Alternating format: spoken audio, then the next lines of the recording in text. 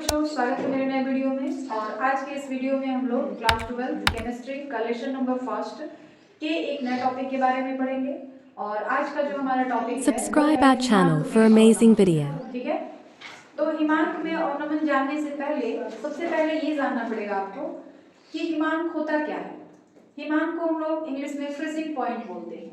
जैसे क्वथनांक था, तो क्वथनांक तक का बॉइलिंग पॉइंट यानी वह ताप जिस पर कोई द्रव उबलने लगता है, उस ताप को हम लोग उस द्रव का बॉइलिंग पॉइंट यानी क्वथनांक कहते हैं। लेकिन अब आपको हिमांक के बारे में पढ़ना है। जैसे आपने पानी देखा होगा, पानी को अगर आप फ्रिज में रख दें तो पानी क्या होगा, बर्फ में बदल जाएगा। तो जिस तापमान पर जो पानी है वो बर्फ में बदल जाता है, उसी तापमान को उस द्रव का हिमांक बोलते हैं। मतलब जिस ताप पर कोई भी द्रव ठोस में परिवर्तित हो जाता है, उस ताप को हम लोग उस द्रव का हिमांक कहते हैं। ठीक है। तो वही बात यहाँ पे लिखी गई है, हिमांक वह ताप है जिस पर कोई द्रव ठोस में परिवर्तित हो जाता है, उसे उस द्रव का हिमांक कहते हैं।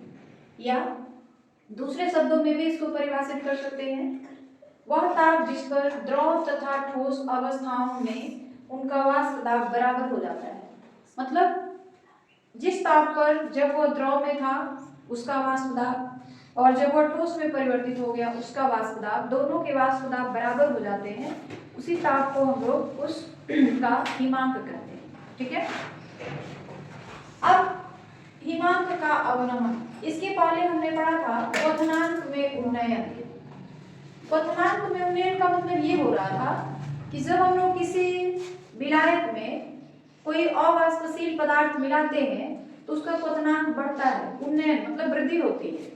यहाँ पे हिमांक में अवनमन है, यानी जब किसी विलायक में कोई अवाष्पशील विलेय मिलाते हैं तो उसके वाष्प दाब में कमी के साथ साथ उसके हिमांक में भी कमी होती है। हिमांक में इस कमी को हिमांक का अवनमन कहते हैं। मतलब जब किसी विलायक में, विलायक मान लीजिए हमारा पानी ही है, ठीक है, इसमें कोई अवाष्पशील पदार्थ हम लोग मिलाते हैं, विद्युत अनपघट्य मिलाते हैं, तो इसका हिमांक जो होता है वो घट जाता है। वाष्प दाब तो घटता ही है, हिमांक भी घट जाता है। तो हिमांक में इसी कमी को हम लोग कहते हैं हिमांक का अवनमन। ठीक है। और इसको हम दिखाते हैं डेल्टा टीएफ से। डेल्टा इस बात को प्रदर्शित कर रहा है कि वहां पर ताप में परिवर्तन हो रहा है। ठीक है। तो डेल्टा टीएफ बराबर शुद्ध विलायक का हिमांक माइनस विलेय मिलाने पर विलेयन का हिमांक। ठीक है। और इसी को हम लोग नोटेशन के फॉर्म में अगर लिखना हो तो लिखेंगे डेल्टा टीएफ बराबर T1 माइनस T2। ये T1 क्या है, तो शुद्ध विलायक का हिमांक है, और T2 क्या है, विलेय मिलाने पर विलेयन का हिमांक है। तो इतनी बातें क्लियर हो गई कि हिमांक क्या है, हिमांक में अवनमन क्या है। अब आगे बढ़ा जाए तो पढ़ेंगे कि जो हिमांक में अवनमन है और विलेय का जो अणुभार है, उन दोनों में क्या संबंध होता है। हिमांक में अवनमन को हम लोग किससे दिखाते हैं, डेल्टा टीएफ, और विलेय का अणुभार स्मॉल एम। इन दोनों में संबंध बताना है। ठीक है। तो हिमांक में जो अवनमन होता है वो वाष्प दाब के अवनमन के समानुपाती होता है। ठीक है। तो इसी को लिखेंगे हिमांक में अवनमन, हिमांक में अवनमन वाष्प दाब में अवनमन के समानुपाती होता है, के समानुपाती होता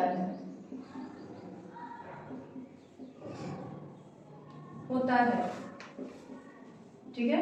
यानी आप इसको इस तरह लिख सकते हैं, डेल्टा टीएफ समानुपाती होता है वाष्प दाब में अवनमन। तो वाष्प दाब में अवनमन को हम लोग दिखाते हैं P माइनस PS, उसी को हम लोग कहते हैं डेल्टा P। ठीक है। तो आप इसको इस तरह लिख सकते हैं P माइनस PS, या फिर आप ये भी लिख सकते हैं, या चलिए डेल्टा TF समानुपाती होता है डेल्टा P के। ये जो P माइनस PS है ना, इसी को हम लोग डेल्टा P लिख रहे हैं। डेल्टा P का मतलब है, P का मतलब प्रेशर यानी दाब, और डेल्टा का मतलब परिवर्तन, यानी दाब में परिवर्तन के समानुपाती होता है। ठीक है, राउल्ट के नियम से हम लोग जानते हैं, क्या जानते हैं? राउल्ट के नियम से, राउल्ट का नियम क्या कहता है? P minus P S by P is equal to small W capital M small M capital W. ठीक है, ये राउल्ट का नियम है। अब इसको थोड़ा सा P माइनस पी एस की जगह पर हम लोग डेल्टा P लिखते हैं, कोई दिक्कत नहीं होनी चाहिए आपको।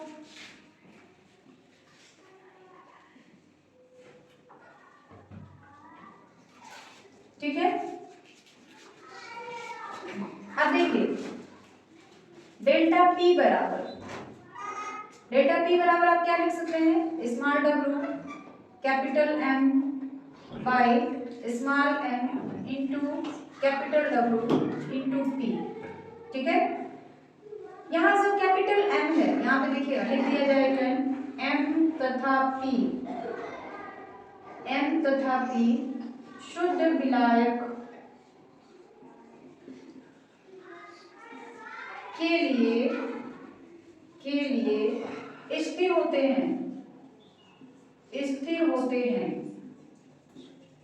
अतः आप इसको ऐसे लिख सकते हैं, यहाँ पे डेल्टा P है, delta T is equal to small W small m का मान जो है ना वो 1 आ जाएगा, 1 by capital W into P। अब ये जो P हटाएंगे तो इसको हम लोग ऐसे लिख सकते हैं, समानुपाती होता है इस तरह से। इतनी बात समझ आ गई? यहाँ पे P जब हम लोग हटा दिए तो डेल्टा P की जगह यहाँ पे समानुपाती का चिन्ह आ गया, तो ये इसको हम लोग दे देंगे इक्वेशन नंबर, इसको हम लोग देते हैं, ये इक्वेशन नंबर फर्स्ट माना जाएगा और इसको हम लोग कहेंगे इक्वेशन नंबर सेकंड। ठीक है, तो देखिए कह रहा है कि डेल्टा P जो है वो डेल्टा F के समानुपाती होता है। ठीक है, तो डेल्टा P की जगह पे आप डेल्टा F भी लिख सकते हो, तो हम लोग यहाँ पे डेल्टा F लिख सकते हैं, डेल्टा TF ये भी लिख सकते हैं। ठीक है,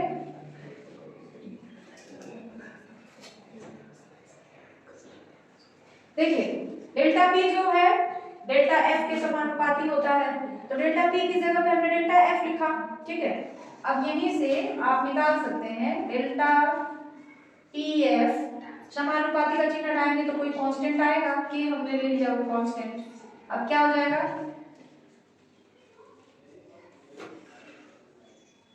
कैपिटल W। ठीक है, delta TF is equal to K की जगह हम लोग रख लेंगे 1000 इंटू KF, इस तरह K की जगह हमको लेना है। ठीक है, या ऐसा लिखते हैं K into small W by small m into capital W।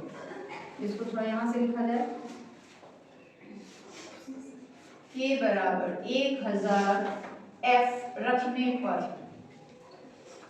K की जगह हम क्या रख दें? यहाँ जो K लिया गया है ना वो हम लोग क्या रख दे रहे हैं? K की जगह पे 1000 इंटू F रखते हैं, तो फॉर्मूला थोड़ा सा और चेंज हो जाएगा और फॉर्मूला में क्या आ जाएगा? Delta TF is equal to, देखिए यहाँ पे K है ना, K की जगह हमको ये रख देना है। ठीक है, 1000 इंटू KF, 1000 इंटू KF, यहाँ पे K और F।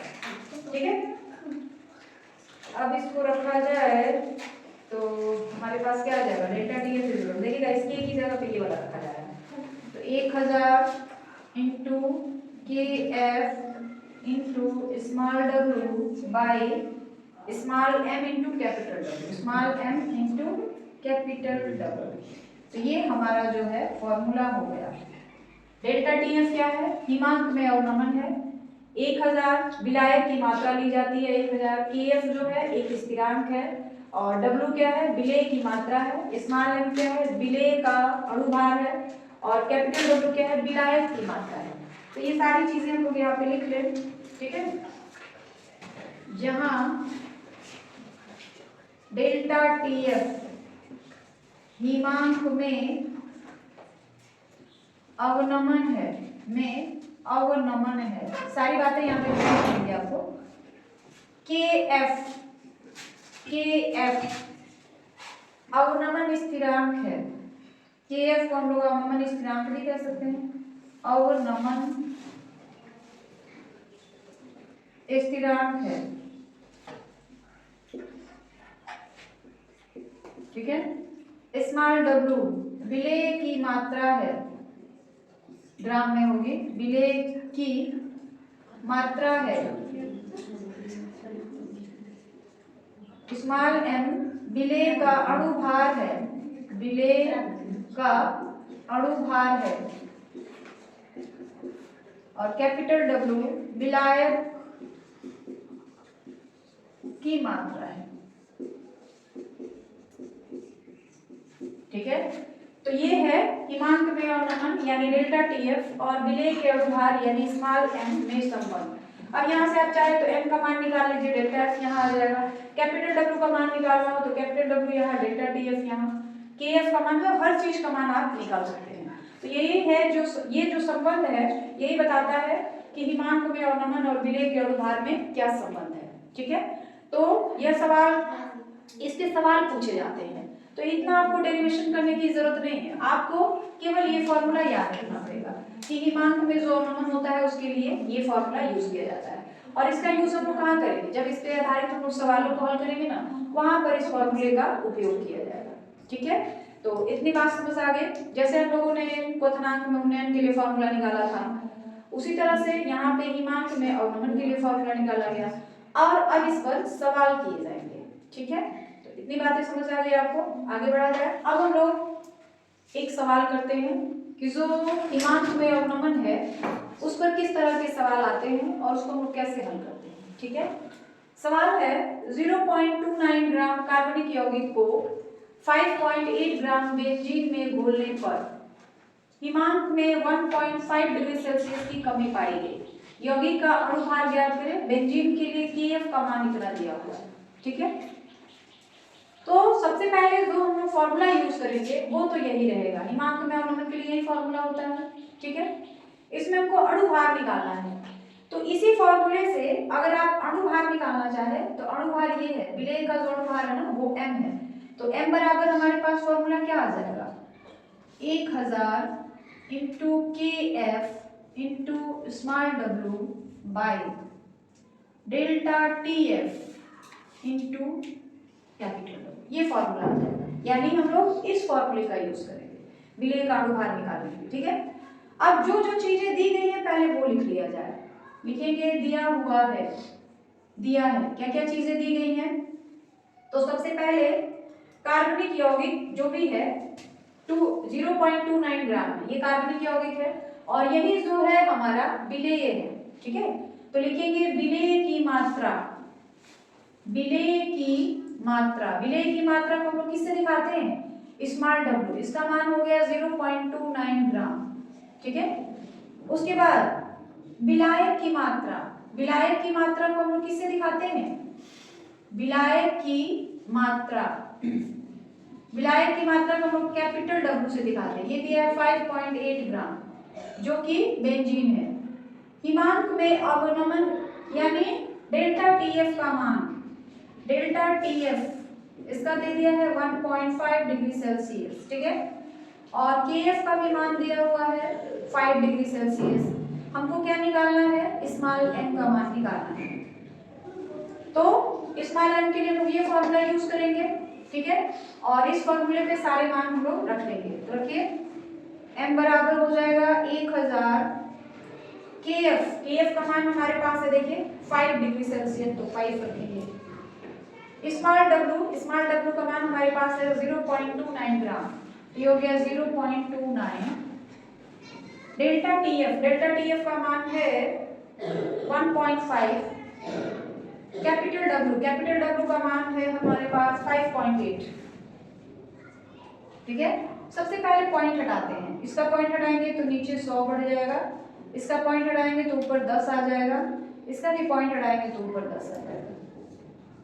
2 0 कैंसिल, क्या बचा हमारे पास 1000 गुणा 5 29। इन सबको गुणा कर देंगे और नीचे वाले को भी गुणा कर देंगे 15 इंटू 58, ठीक है, ये तो 100 कट चुका है। और ऊपर वाले सबको मल्टीप्लाई करके नीचे वाले से भाग दिया जाएगा तो इसका जो मान आएगा वो आ जाएगा लगभग 166.66। ऊपर वाले सबको मल्टीप्लाई कर देंगे और नीचे वाला को भी, फिर ऊपर वाला को नीचे वाले से जो है हम भाग दे देंगे तो इसका मान आ जाएगा 166.66, ठीक है। तो इस तरह के सवाल अक्सर आपके एग्जाम में पूछे जाते हैं और यह सवाल जो है एग्जाम के लिए बहुत ही ज़्यादा इम्पोर्टेंट है। इस तरह के सवाल आप क्वेश्चन बैंक उठा कर देख लीजिए, हमेशा पूछा गया है, ठीक है। तो इस तरह के सवाल आपको आने चाहिए। और आज के वीडियो में बस इतना ही, बाकी हम लोग कल के वीडियो में जानेंगे। और वीडियो के लास्ट में मैं यही कहना चाहती हूँ कि अगर आपको हमारे वीडियो अच्छे लगते हैं तो प्लीज़ हमारे चैनल को सब्सक्राइब कर लीजिए और वीडियो को जितना ज़्यादा हो सके लाइक करें, शेयर करें, कमेंट जरूर करें और जो भी कमियां हो वीडियो के अंदर उसे ज़रूर बताएं।